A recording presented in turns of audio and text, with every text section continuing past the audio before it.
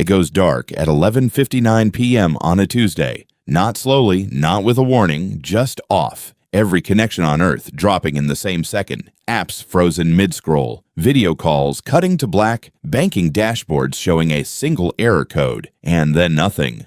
The loading spinner appearing on 2 billion screens at once and never stopping. The first stickman figures to notice are the ones who never sleep. Night shift traders watching markets that have just gone flat. Hospital administrators staring at patient databases throwing errors nobody has ever seen. Truck drivers whose route apps have turned into gray squares on dashboard screens. And by 1 in the morning, it is clear this is not a server outage. By 2, it is not regional. By 3, there is nothing more obvious than the fact that something has disappeared that has never disappeared before. The morning begins without email, without news, without the ability to check or confirm or reach anyone who is not physically in the same room, and phones still make calls, but barely any stickman figure remembers another's number by heart anymore. The ATMs stop verifying before breakfast. Not all of them. Older machines on legacy systems still give cash, but the queues are 100 stickman figures long before 7 and empty by 9. Stock markets open and immediately halt.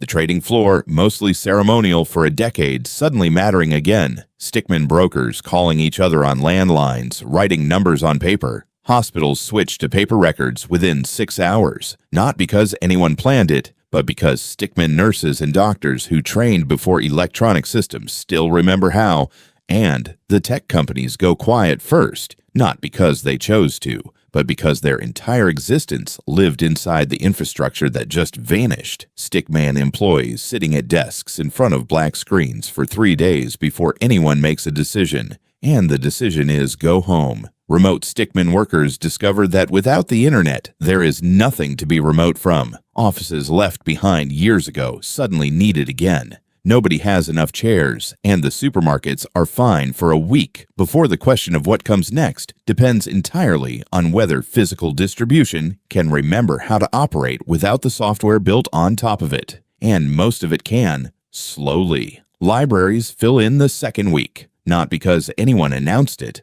but because stickman figures remember that libraries have always been where you go when you need information and have no other way to get it.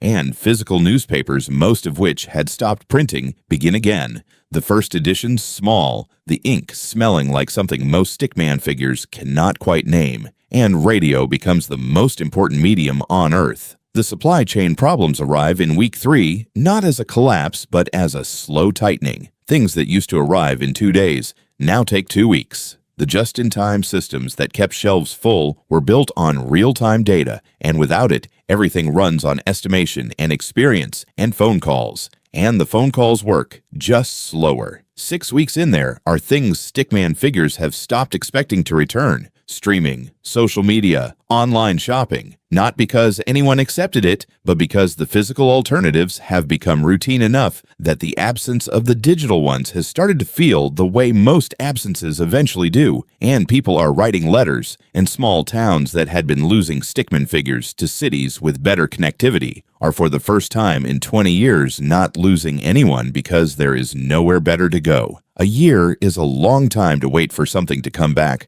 Long enough for stickman teenagers to have learned to navigate a world without the thing they built their entire social existence inside. Long enough for businesses that lived entirely online to have closed or rebuilt themselves around something physical. And nobody fixed it. Nobody admitted to breaking it. The year simply passed, and the world found out what its nervous system looked like from the outside. And it looked like paper and landlines and stickman figures asking each other questions out loud in the same room. And the loading spinner is still there on 2 billion screens, still spinning, and nobody knows what it is waiting for.